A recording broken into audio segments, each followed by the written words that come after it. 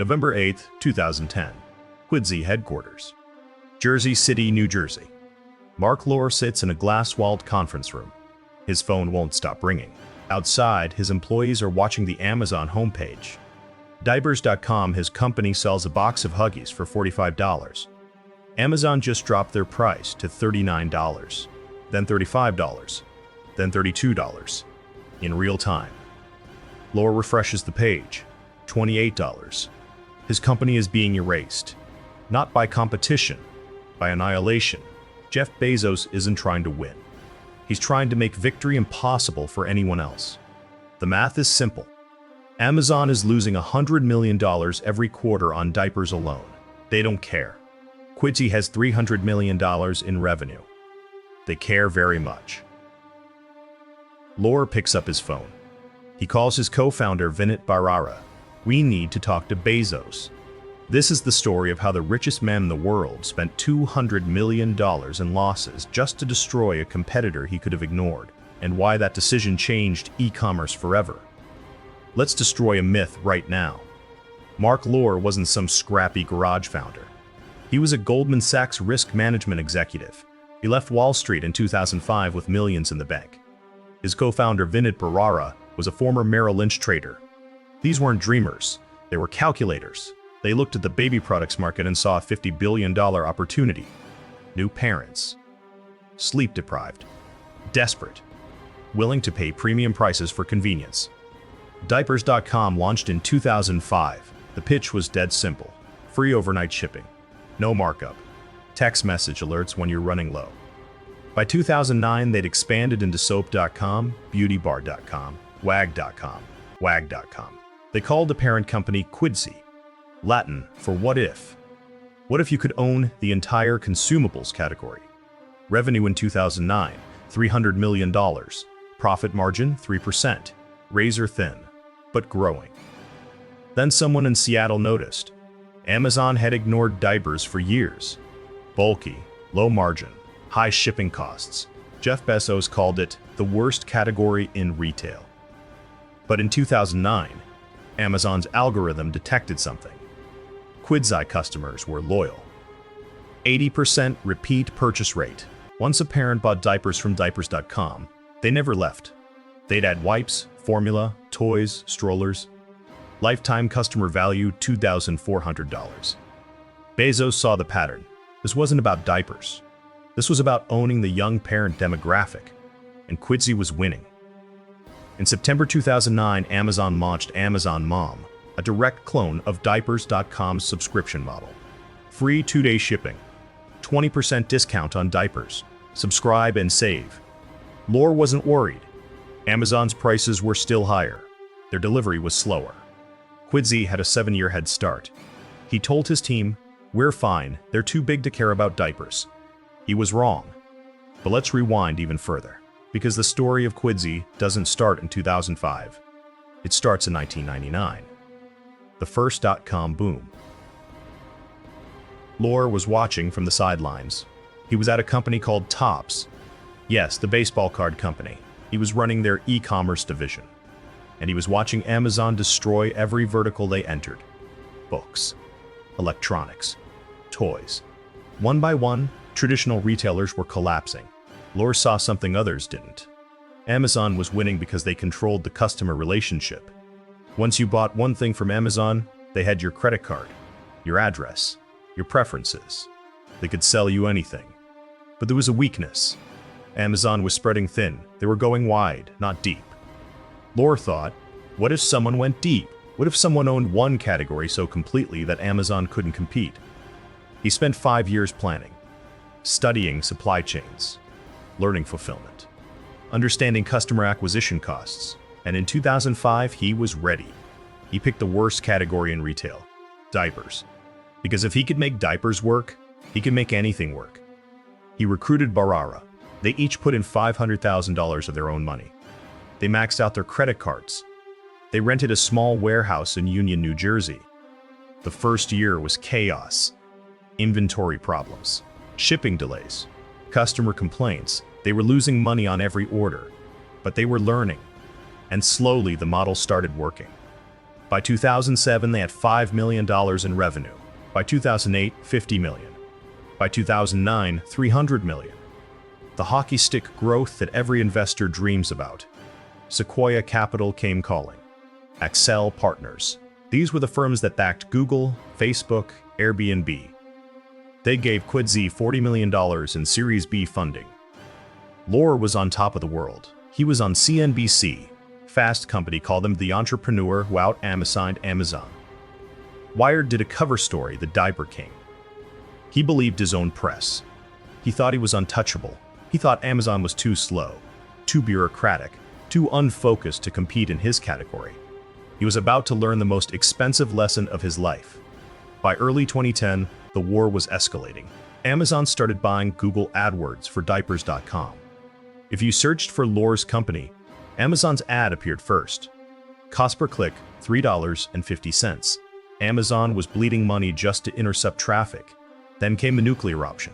Amazon activated a secret project called Gazelle, named after the animal that Bezos wanted to chase down and eat.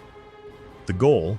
Find Quidsi's top 100 products, undercut them by 30%, lose money on every sale, hold the line until Quidsi broke. One Amazon executive later described it to Bloomberg.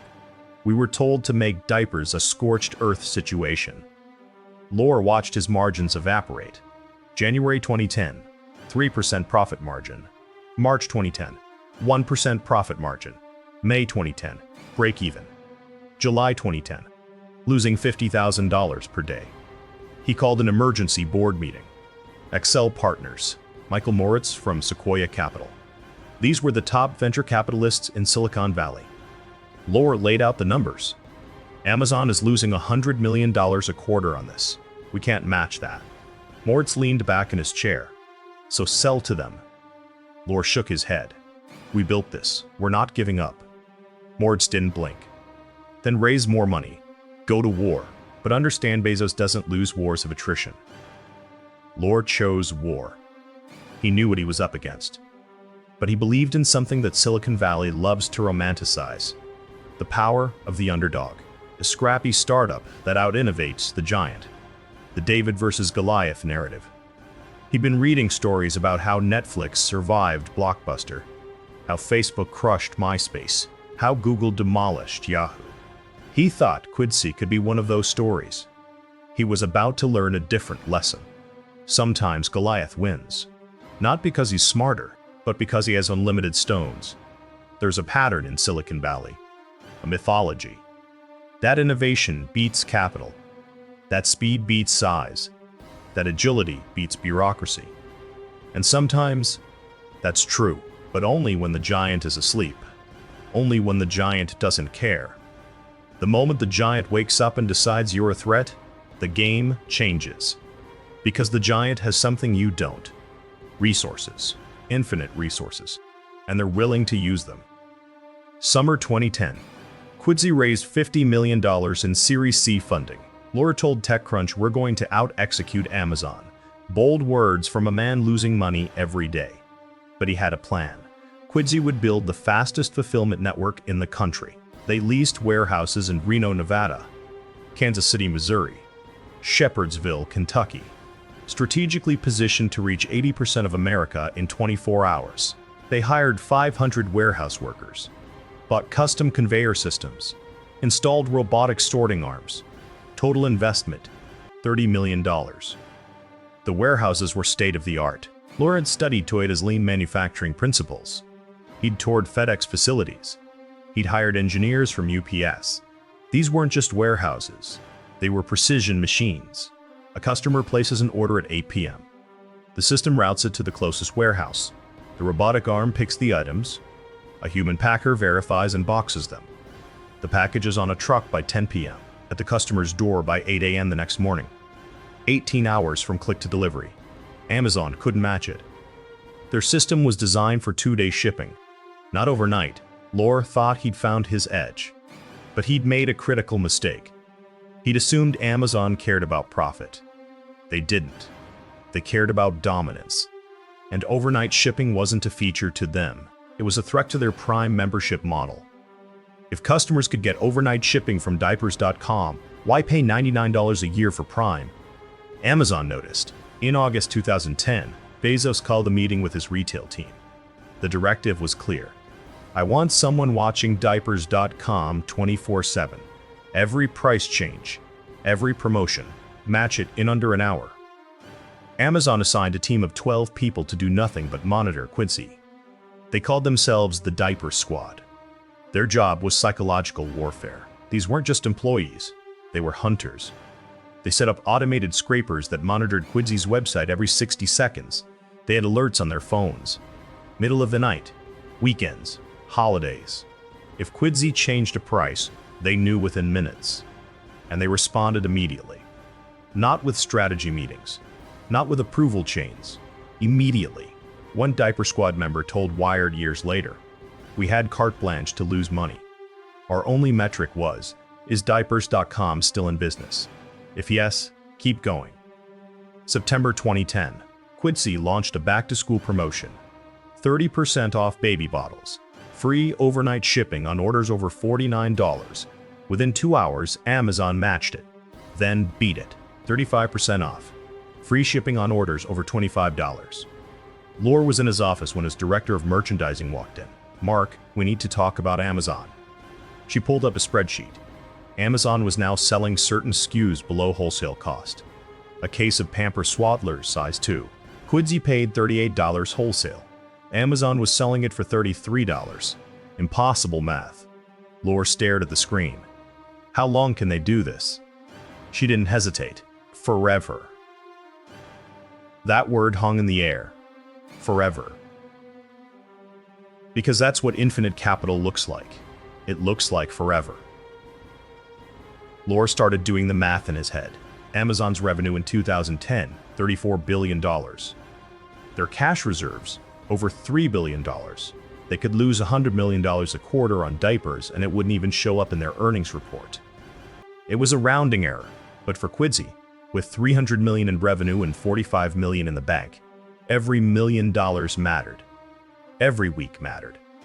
They were fighting a war they couldn't win, but Lore wasn't ready to admit defeat. He'd spent 5 years building Quidsi. He'd sacrificed everything. 18-hour days, 7 days a week, missed his kids' birthdays, missed anniversaries. His marriage was falling apart. His health was deteriorating. He'd lost 20 pounds from stress. He wasn't sleeping.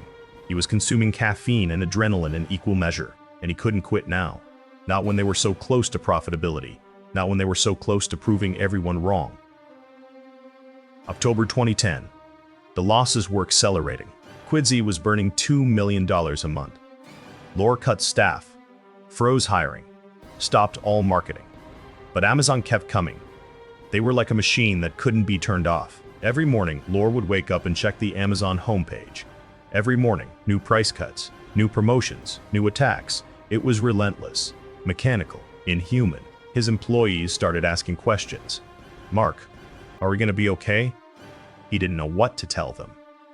He wanted to say yes. He wanted to believe it himself. But the numbers didn't lie. At the current burn rate, they had 18 months of runway. But that assumed Amazon stopped attacking. And Amazon showed no signs of stopping. In fact, they were accelerating. Then Bezos made his move. On October 15th, an email arrived in Lore's inbox. Subject line, conversation. Sender, Jeff Bezos. It was short. "Marc, I'd like to discuss a partnership. Let's talk this week." "Best Jeff?" Lore knew what this meant. Bezos didn't do partnerships, he did acquisitions. Lore called Barara. "Jeff wants to meet." Barara was silent for a moment. "What do you want to do?" Lore exhaled. "Let's hear him out." They debated for hours. Should they take the meeting? Was it a trap? Would it make them look weak? But ultimately, they had no choice. They needed to know what Bezos wanted. They needed to understand if there was a way out of this war that didn't involve total destruction. Because that's where they were headed. Total destruction, not just of Quidsi, but of everything they'd built. Their reputation, their employees' livelihoods, their investors' money. October 22nd, 2010. Amazon headquarters. Seattle, Washington. Lore and Vara flew in on a red-eye. They were escorted to a conference room on the 11th floor. White walls, glass table, no decoration. Bezos walked in at exactly 9 in the morning. No handshake. He sat down and opened a folder. "Gentlemen, you built something impressive. But you're losing money. We're losing money. We're losing money. This is inefficient." Lore leaned forward. "We're not interested in selling, Jeff." Bezos smiled. Not a warm smile. A mechanical one. "I'm offering $540 million. All cash.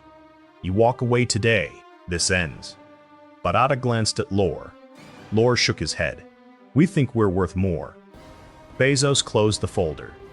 "Then we'll keep doing what we're doing, and in 6 months you'll have nothing." He stood up. The meeting lasted 11 minutes. As Lore and Barada walk out, Barada muttered, "He's not bluffing." Lore said nothing, but he knew Barada was right. This wasn't a negotiation, it was a threat. And Bezos had just shown them exactly how serious he was. The message was clear. Sell now or watch everything you built turn to ash. Bezos wasn't interested in a fair deal. He wasn't interested in compromise.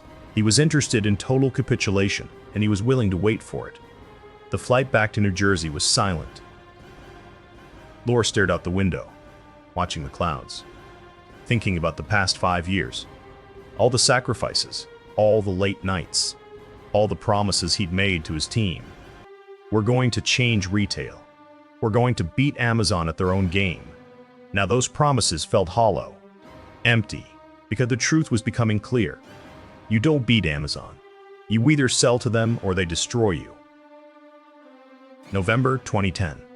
The price war reached absurdity. Amazon was selling diapers at a 25% loss. Quidsi was matching them. Both companies were in a death spiral.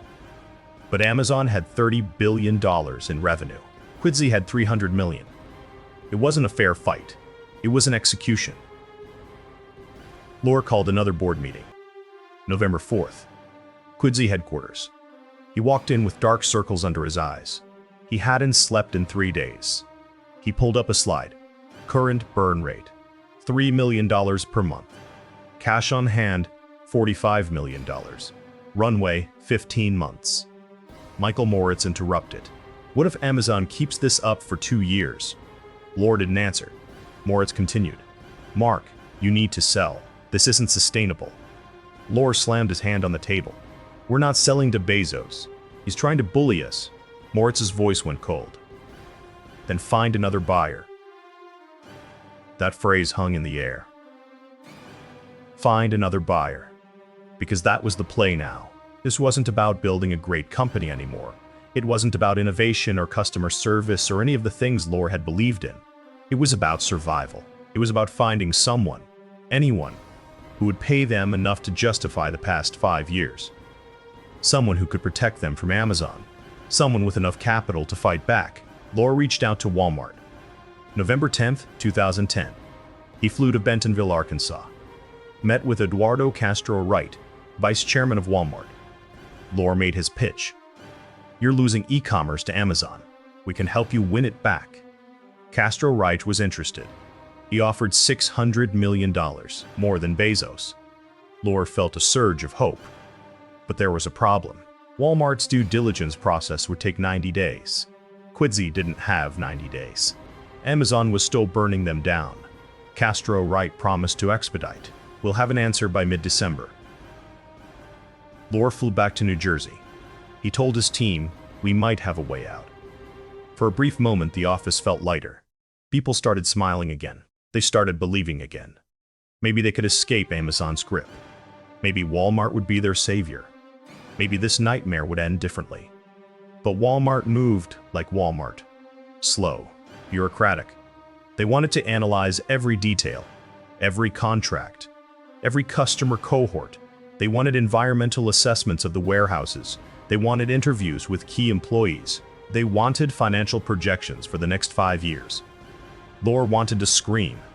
"We don't have 5 years. We have 5 months, maybe less." But he smiled. He cooperated. He gave them everything they asked for. Because what choice did he have? November 18th, 2010. Jeff Bezos found out about Walmart. How? No one knows for sure. Some say there was a leak from Walmart's side.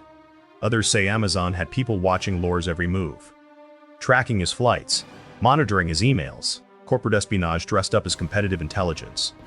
But Amazon's response was immediate. They launched Amazon Family in Europe. Free diapers for Prime members.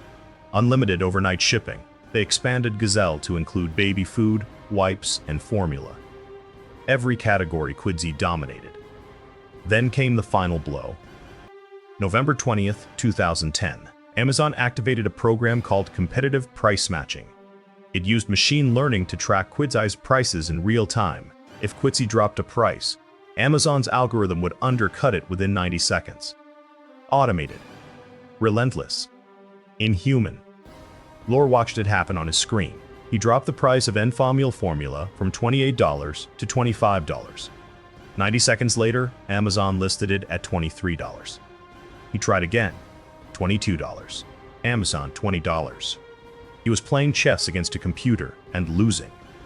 This wasn't business anymore, this was something else. This was what happens when one company has so much power that competition becomes impossible.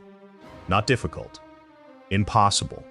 Because how do you compete with a machine that doesn't need to make money? How do you fight an opponent who can lose forever? Lore called an emergency meeting with his leadership team. November 21st, Conference Room B. 12 people. Everyone looked exhausted, defeated. Lore tried to rally them. We're close to a deal with Walmart. Just hold on a little longer. But his VP of Finance interrupted. Marc, we're losing $4 million this month. If this continues to December, we're done by February. Walmart or not. The room went silent. $4 million. In 1 month. Lore felt the walls closing in. Every decision he'd made, every risk he'd taken, it was all collapsing. And the worst part? He knew Amazon could keep this up indefinitely. They weren't sweating. They weren't panicking. They were executing a playbook they'd used before. Crush the competitor. Wait for them to beg. Buy them for pennies on the dollar. November 29th, 2010. Lore got a call from Castro Wright. Marc, we need another 2 weeks for legal review. Lore's stomach dropped. Eduardo, we don't have 2 weeks. Castro Wright sighed. I'm sorry, that's the best I can do. Lore hung up. He walked into Barrara's office. Walmart's stalling. Amazon knows. We're out of time. Barrara looked at him. So what do we do? Lore sat down. He stared at the floor. We call Bezos back. The silence in that room was deafening. 5 years of work. 5 years of 18-hour days. 5 years of believing they could build something that mattered. All of it was about to end. Not because they failed, but because they succeeded. They succeeded so well that Amazon noticed. And once Amazon noticed, there was only one way this could end. Barra spoke first. What do you think he'll offer? Lore shrugged. Less than before. He knows we're desperate. Barra leaned back. Maybe we can negotiate. Get it back to 600. Lore laughed. A bitter, hollow laugh. Vinit, we have no leverage. We're bleeding money. Walmart is taking forever. Bezos knows all of this. He's going to lowball us, and we're going to take it. Because the alternative is bankruptcy. December 1st, 2010. Lore sent an email. Jeff, let's talk. Bezos responded in 20 minutes. I'm available tomorrow. Seattle. Lore and Barrara flew out that night. This time, the meeting was different. Bezos was relaxed. He knew he'd won. He leaned back in his chair. Gentlemen, I'm prepared to offer $545 million. Final offer. Take it or leave it. Lore looked at Barahar. Barahara nodded. Lore turned to Bezos. We'll take it. Bezos smiled. A real smile this time. Smart choice. $545 million, $5 million more than his original offer. A token increase, just enough to let Lore and Barrara save face. Just enough for them to tell their board, we negotiated. But everyone in that room knew the truth. This wasn't a negotiation. This was a surrender. Bezos had won. Completely. Totally. And he was being gracious about it, because that's what winners do. They're gracious, they smile, they shake hands, and then they erase everything you built. The deal closed in 14 days. Fastest acquisition in Amazon's history. $545 million in cash. Bezos didn't waste time. He wanted Quidsi dead before Walmart could counteroffer. On December 20th, the announcement went public. TechCrunch headline: Amazon acquires diapers.com for $545 million. The tech world celebrated it as a win-win. Lore and Bahara were called visionaries who got their exit. But inside Quidsi's Jersey City office, the mood was different. Employees sat in stunned silence. They'd spent 5 years building something. Now it belonged to the company that tried to kill them. One engineer told Forbes later, "It felt like we'd been bought by the enemy. Not acquired, captured." Lore sent an all-hands email. Subject: New chapter. Team: Today, we become part of Amazon. This is a victory. We proved our model works. Now we scale it globally. He didn't believe a word of it. The engineers knew it too. They'd watched the price war. They'd seen the numbers. They knew Amazon had bled them dry and then swooped in to pick up the pieces. This wasn't a victory. This was a defeat disguised as an exit. And everyone was pretending otherwise, because that's what you do in Silicon Valley. You call failure success. You call surrender strategy. You spin the narrative until it sounds like you won. January 2011. Amazon integration began. Bezos had promised Quidsi would remain independent. You'll operate as a subsidiary. Full autonomy. It was a lie. Within 30 days, Amazon sent integration specialists to Jersey City. They reviewed every process, every contract, every supplier relationship. They found inefficiencies everywhere, or at least that's what they called them. A Quidsi warehouse manager described it to Bloomberg. They came in with clipboards and stopwatches, timed how long it took us to pack a box, told us we were doing it wrong. Then they'd show us the Amazon way.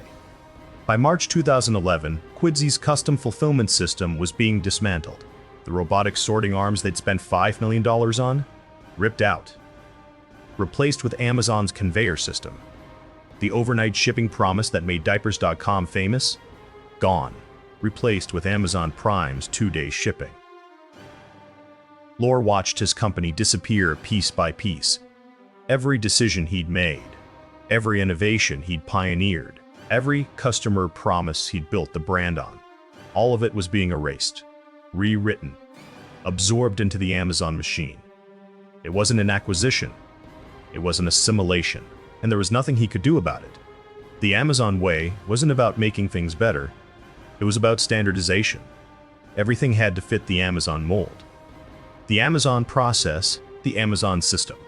Individuality was inefficiency. Innovation was a risk.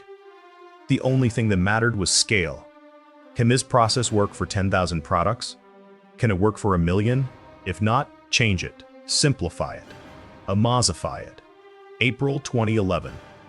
Lore had a mandatory check-in call with Bezos. He raised concerns. "Jeff, we're losing what made us special. Customers loved the overnight delivery." Bezos cut him off. "Marc, you're part of Amazon now. We have 1 delivery system, not 2. Lore tried again, but our repeat rate is dropping, 80% to 68% in 3 months. Bezos' voice went flat. "We'll win them back with price, not speed." The call ended. Lore sat in his office. He looked at the Quidsi logo on the wall. What if? What if they'd held out longer? What if Walmart had moved faster? What if they'd never built this in the first place? The months dragged on. Lore showed up to work every day, attended meetings, smiled when he was supposed to. But inside, something had broken. He'd built Quidsi because he believed in it, because he thought customer service mattered, because he thought you could compete with giants if you were smart enough and worked hard enough. Amazon taught him a different lesson. None of that matters. The only thing that matters is who can afford to lose the most money for the longest time. He started having nightmares. Dreams where he was drowning in a sea of diapers. Dreams where Bezos was laughing at him. Dreams where his employees were asking him, "Why did you sell us out?" He'd wake up at 3 in the morning, covered in sweat, reaching for his phone, checking the diapers.com website, making sure it still existed, making sure it hadn't been deleted overnight. His retention agreement required him to stay for 3 years. 3 years of watching his company die. 3 years of pretending everything was fine. 3 years of corporate purgatory. He counted down the days. 1,095 days until freedom, until he could build something new, until he could prove that Amazon could be beaten. June 2013. Lore and Barara left Amazon. Their 3-year retention agreement was up. Lore told CNBC. It was time to move on. Build something new. Translation: he couldn't stand it anymore.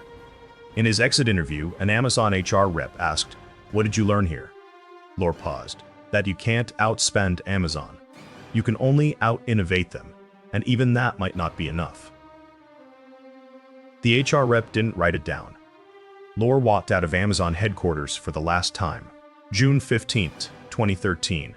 Sunny day in Seattle. He stood on the sidewalk, breathed in the air. Free. Finally free. His phone buzzed. Text from Barara. "Drinks tonight? We need to talk about what's next." Lore smiled. What's next? Because that's who they were. Builders, entrepreneurs, gluttons for punishment. They'd been beaten, bloodied, humiliated, and they were already planning the next war. March 2017. Amazon shut down diapers.com. No announcement, no explanation. They just redirected the URL to amazon.com/baby. Soap.com, beautybar.com, wag.com, all gone. The brands Lore and Barara built were erased. An Amazon spokesperson told TechCrunch, "We're consolidating to simplify the customer experience." Translation: we got what we needed. The customers, the data, the market share, the brands were irrelevant. A former Quidsy employee tweeted, "RipDiapers.com. Killed by the company that bought it to kill it." 16,000 retweets. Bezos never responded. Why would he? He'd already won. And winners don't apologize. They don't explain. They just move on to the next conquest. The next category to dominate. The next competitor to crush. The shutdown was cold. Clinical. One day, diapers.com existed. The next day, it didn't. No farewell message. No thank you to the customers who'd been loyal for over a decade. Just a redirect. A digital tombstone. This URL now belongs to Amazon. Everything you knew is gone. Shop with us now. You have no other choice. Let's do the math. Amazon spent approximately $200 million in losses during the price war, then paid $545 million to acquire Quidsi. Total cost, $745 million. What did they get? Quidsi's 2010 revenue, $300 million. By 2017, Amazon's baby products category, $4.5 billion annually. Return on investment, 6 times. But the real value wasn't the revenue, it was the kill. Bezos sent a message to every startup in e-commerce. If you compete with Amazon, we will outspend you. We will outlast you. And if you're lucky, we'll buy you before you go bankrupt. That message was worth far more than $745 million. It was worth the entire ecosystem, because after Quidsi, other startups started thinking twice. Do we really want to compete with Amazon? Or should we just build something they'll want to acquire? The entire game changed. Entrepreneurs stopped trying to beat Amazon. They started trying to get bought by Amazon, and Bezos knew this. He'd weaponized capital, turned money into a moat so deep that nobody could cross it. You can have the best product, the best service, the best team. None of it matters if your competitor can lose money indefinitely and you can't. This became known in Silicon Valley as the Quidsi playbook. Step 1. Identify a vertical Amazon wants. Step 2. Build it fast. Step 3. Grow quickly enough to get noticed. Step 4.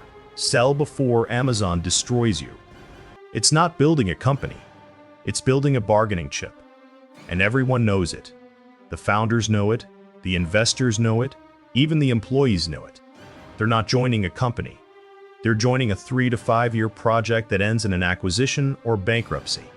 Marc didn't stay down. In 2014, he founded Jet.com, another e-commerce play. This time he went after Amazon directly. Bold, some would say insane. But Lore had learned from his mistakes. He knew he couldn't compete on price. So he built a different model. Dynamic pricing that rewarded customers for buying multiple items, for using debit cards instead of credit, for giving up free returns. It was innovative. It was different. And most importantly, it was growing fast. Jet.com launched in July 2015. They spent $100 million on marketing in the first year. Super Bowl ads, billboards in Times Square, aggressive customer acquisition. It was reckless. It was unsustainable, but it got attention. Within 12 months, Jet.com had 3 million customers. Within 18 months, they were processing 150,000 orders per day, and everyone was watching, including Walmart. Walmart noticed. In 2016, they bought Jet.com for $3.3 billion, the largest e-commerce acquisition in history. Lore became CEO of Walmart Ecommerce. He finally got his revenge. Under his leadership, Walmart's online sales grew 40% annually. They became Amazon's only real competitor. Lore told Forbes in 2018, "Losing Quidsi was the best thing that ever happened to me. It taught me how to fight Amazon. You don't fight them in their world. You build a different world." And that's the other lesson here. You don't beat Amazon by being better at what Amazon does. You beat them by doing something they can't or won't do. Amazon built their empire on scale and efficiency. So you build on personalization and curation. Amazon optimized for price, so you optimize for experience. Amazon went wide, so you go deep. It's not about being better. It's about being different. In 2021, Lore left Walmart. He's now worth $4 billion. He's building a city in the desert called Tolosa, a utopian experiment in governance and capitalism. A place where inequality is designed out of the system, where sustainability isn't an afterthought, where community matters.